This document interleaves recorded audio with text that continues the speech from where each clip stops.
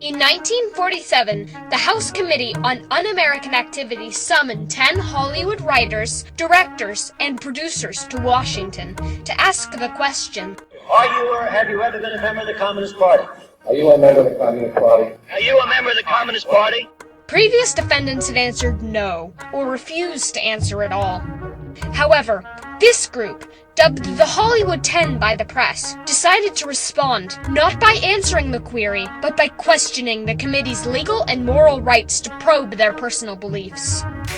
At the time, fears of Soviet agents spreading communism and stealing U.S. nuclear secrets permeated the national psyche, ushering to the forefront the government's responsibility to defend the country.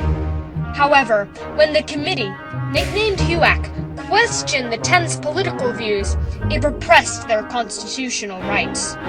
In its attempts to uphold its responsibility for national security, HUAC's investigation of the Hollywood 10 interfered with the 10's rights to free speech and political beliefs guaranteed by the First Amendment. During World War II, the US and Soviet Union set aside hostile relations to combat Nazi Germany. To rouse the public to an alliance with Communist Russia, Franklin Roosevelt asked Hollywood to create films casting the Soviet Union in a positive, sympathetic light. One production, created under the supervision of the Office of War Information, was Song of Russia, which depicted life in a farming village near Moscow. Tables full of food and happy families playing in fields amounted to a markedly pro-Russian message intended to ease U.S. anxieties about an alliance. However, Soviet-friendly sentiments would evaporate after World War II, and by 1947, the two nations would be launched into a Cold War. U.S. opinions of the Soviets changed dramatically from acceptance to distrust, and terror grew as stories of espionage circulated through newspapers nationwide. With the horrific aftermath of the atomic bombing of Japan, whispers of Soviet attempts to acquire the nuclear bomb terrified the public, who feared the U.S. might be the next target. Many were suspicious of the Communist Party, which supported Soviet expansion into Eastern Bloc countries and its intent to convert the world to communism. The U.S. Communist Party was seen as an agent for the Soviet Union, threatening the American way of life, and citizens looked to the government for protection.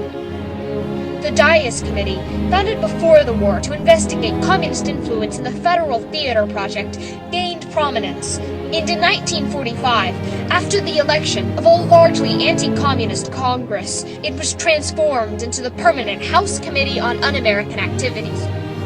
The committee was charged with investigating disloyalty and subversion and upholding the government's responsibility to protect the public. Its first action was to open an investigation of Hollywood, with J. Parnell Thomas at the helm. HUAC wanted a sensational trial to maximize publicity and inspire greater vigilance in the American public. In 1947, while Hollywood flourished in the midst of its golden age, HUAC began issuing subpoenas. First to testify were the so-called friendly witnesses, who willingly attested to communist subversion in Hollywood. Reporters clamored to hear the testimony of the celebrities paraded before the committee. Many friendly witnesses worked in Hollywood and wished to avoid negative publicity by reassuring the country of the movie industry's anti-communist stance. If I had my way about it, they'd all be sent back to Russia or some other unpleasant place. The testimony of friendly witnesses was meant to condemn Hollywood's actions during the war and the beliefs of those who created movies such as Song of Russia. The first half of the investigations not only called into question filmmakers' loyalties, but also attacked the Roosevelt administration and its war propaganda. Next, the committee moved on to the so-called Unfriendly 19, who were suspected communists due to their involvement with the Screenwriters Guild and other organizations labeled as communist fronts by HUAC. This stage was unorganized. Emphasis was placed on theatrics, and defendants were called out of order and asked questions whose answers were known. They already knew who was in the Communist Party when they said, was this person in the Communist Party? We want you to name names. They wanted them to name names of names they already knew. And so it wasn't to ferret out communists that, were undiscovered. It was to ruin those people's lives, essentially, right? Ultimately, only 11 of the unfriendly 19 were ever asked to testify. The first witness, Bertolt Brecht, complied with HUAC and answered all questions posed. However, the next 10 witnesses, the Hollywood 10, did not cooperate. Choosing to answer the committee's questions would mean not only admitting communist ties, but pointing fingers at friends, family, and co-workers. The 10 might have opted to avoid self-incrimination by pleading the Fifth, but instead, they decided to invoke the First Amendment and question the committee's right to condemn citizens based on political belief. Are you a member of the Communist Party? Or have you ever been a member of the Communist Party? The question of communism is in no way related to this inquiry, which is an attempt to get control of the screen and to invade the basic rights of American citizens in all fields. The question here relates not only to the question of my membership in any political organization, but this committee is attempting to establish the right, which is historically denied to any committee of this sort. By defying the committee, the 10 stood up for their rights to free speech and peaceable assembly. After refusing to directly answer questions, most of the 10 were asked to leave the stand before they had finished speaking, and in some cases, were forcibly removed.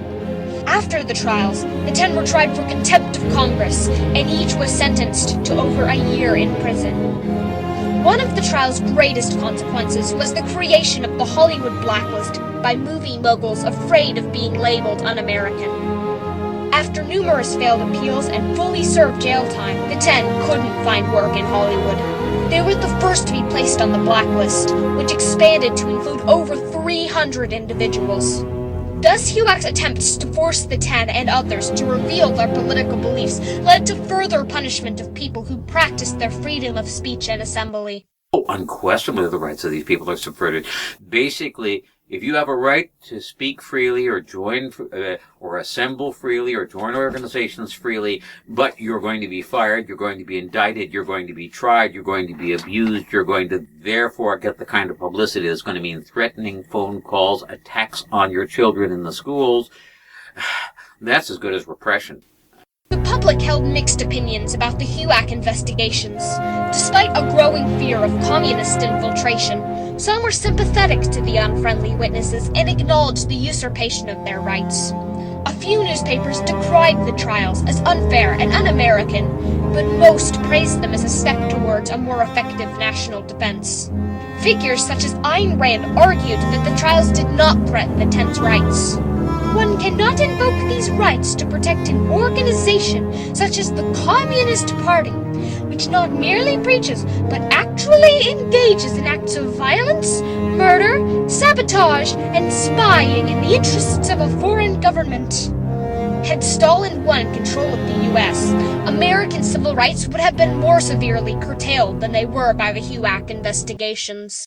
When is it justified to exclude people from civil society, to exclude people from their careers because of their ideas?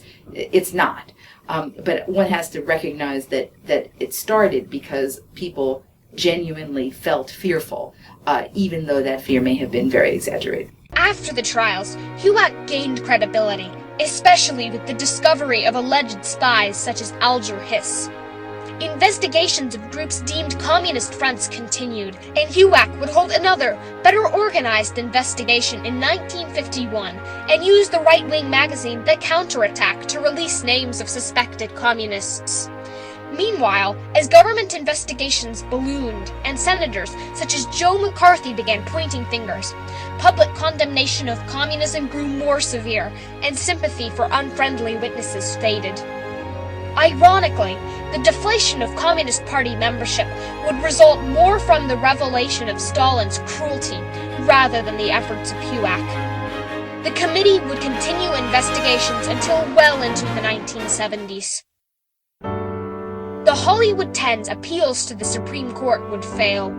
Still, the 10 stood as a symbol of the people's responsibility to defend their rights in the face of injustice and reminded them of their ability to expose excesses in the government and defend public interest. While attempting to uphold its responsibility for national security, HUAC's investigation of the Hollywood 10 suppressed the rights of free speech and peaceable assembly guaranteed by the First Amendment. the 10's opinions were silenced, and they were jailed and blacklisted for fighting what they felt was injustice. Today, U.S. government surveillance efforts are being brought to the public's attention. Though intended to protect the people, these measures may ultimately subvert rights to privacy and free speech. It is, and always has been, the responsibility of the people to speak out against perceived injustice in order to maintain the rights guaranteed by the Constitution and ensure true liberty and justice for all.